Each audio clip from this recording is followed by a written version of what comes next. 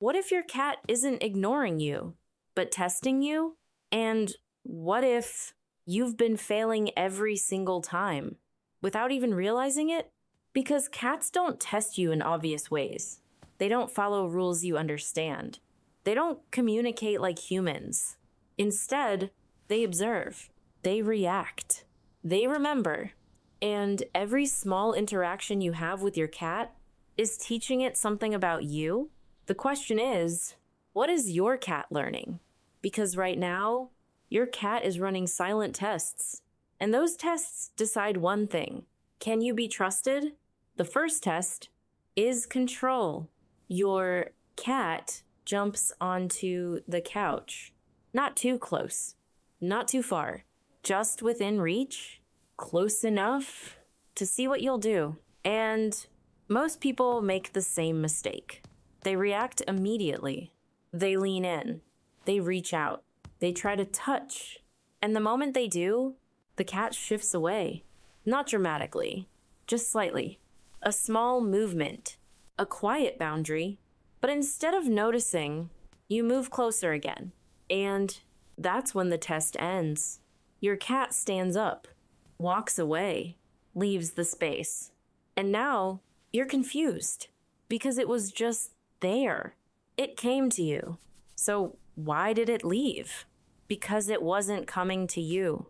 It was watching you, testing if you could respect space. And you failed. So next time, your cat doesn't sit as close. It stays further away, still watching, still testing, but with less trust. And if the same thing happens again, the distance becomes permanent. Not because your cat doesn't like you, but because you didn't pass the test. The second test is emotional awareness. Your cat sits calmly. You start petting it. Everything seems fine until the tail flicks. Just once. Small, subtle, easy to miss, but it matters. Because that flick is communication. It's your cat saying, "That's enough," but you don't stop. So the signal gets stronger. The tail moves again. Faster this time. The ears shift slightly back. The body stiffens. The head turns away. Each signal clearer than the last. Each one saying the same thing. Stop, but you keep going. Because you don't see it. Or worse, you see it and ignore it. And that's when your cat escalates. A sudden bite. A quick scratch. And now you're shocked. Because it felt random. Unpredictable. But it wasn't. It was the result of everything you ignored. Your cat gave you multiple chances, multiple warnings, multiple signals, and every time you failed the test. So now your cat trusts you less, not because of the bite, but because you didn't listen before it happened. The third test is patience. And this is where most people completely break trust. Your cat approaches you slowly, carefully, step by step. And in that moment, everything matters. Because your cat is deciding, is this safe? Is this person predictable? Can I trust this interaction? But the second you notice, you react. You move, you reach, you break the moment, and your cat stops, freezes, then backs away. Not aggressively, not dramatically, just enough to end the interaction. But sometimes it tries again. It comes back, gives you another chance. And again, you react too fast. You reach too soon. You rush the moment. And this time, your cat leaves completely. No third attempt. Because it already learned something. You're not predictable. You're not calm. You're not safe in that moment. And that's all it needs to know. Because cats don't need many repetitions. They learn patterns quickly. And once that pattern is clear, they adapt. They stop trying. They stop approaching. They stop testing. And that's when the distance becomes real. Because your cat isn't just reacting to one moment, it's reacting to a pattern you've been repeating over and over again without even noticing. And the worst part is, you think you're being affectionate. You think you're showing love. But from your cat's perspective, you're unpredictable, overwhelming, hard to trust. And that changes everything. Because once a cat decides you're not safe, it doesn't argue. It doesn't fight. It simply pulls away, quietly, consistently, until one day, it feels like your cat has completely changed. And you don't know why. But the truth is, your cat didn't change. It learned from you. So how do you pass the test? You stop trying to win. Because the moment you try to control the outcome, you've already failed. Cats don't trust control. They trust consistency, calm, awareness. So instead of doing more, you do less. You sit down. You relate your body. You slow everything down. No sudden movement. No reaching. No forcing interaction. Because every time you force something, your cat learns to avoid you. So you remove that pattern completely. You soften your eyes. You stop staring directly. Because to a cat, a stare can feel intense, even threatening. And then you wait. At first, nothing happens.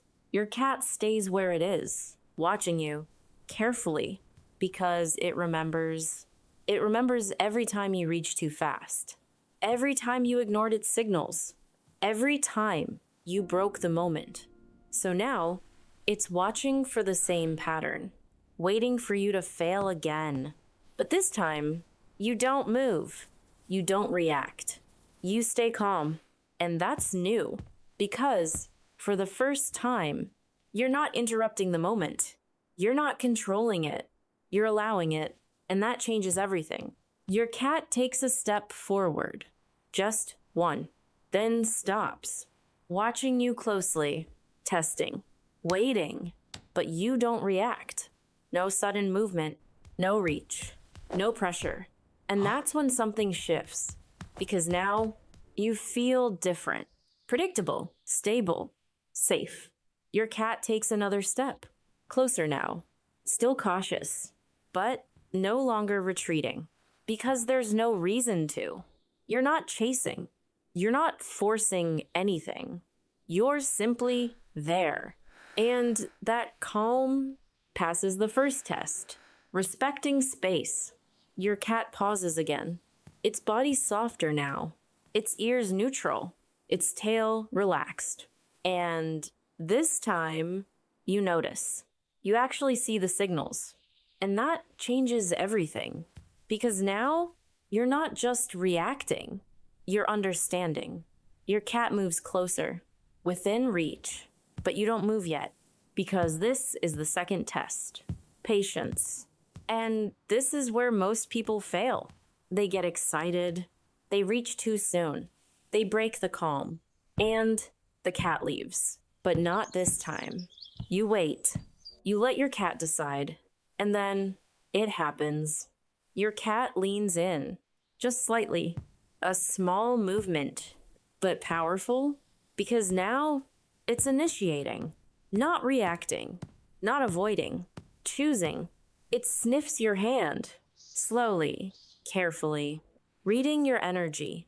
And still, you stay calm. No rush. No pressure. And that calm passes the second test. Emotional awareness. Your cat steps closer. Its body brushing lightly against you. Soft. Intentional. This is trust. This is what you are missing. And only now do you respond? Slowly, gently, matching its energy. Not controlling it, just following. And your cat accepts it. Because now it feels safe. Not trapped. Not pressured. Safe. And that changes everything. Because a cat that feels safe doesn't need to test you anymore. It already has the answer. You're predictable. You respect boundaries. You understand signals. And that's all your cat needs. Over time, this becomes the new pattern. Your cat approaches more, stays longer, relaxes around you, not because you forced it, but because it chose to. And that's the difference. Because before, every interaction was a test you didn't know you were taking.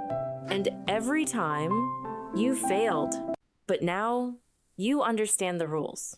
And once you understand the rules, everything changes. Your cat doesn't avoid you anymore. It doesn't pull away. It doesn't stay distant. It comes closer, again and again. Not because it has to, but because it trusts you. And trust is not something you can demand. It's something you earn, quietly, consistently, through small moments, through awareness, through patience.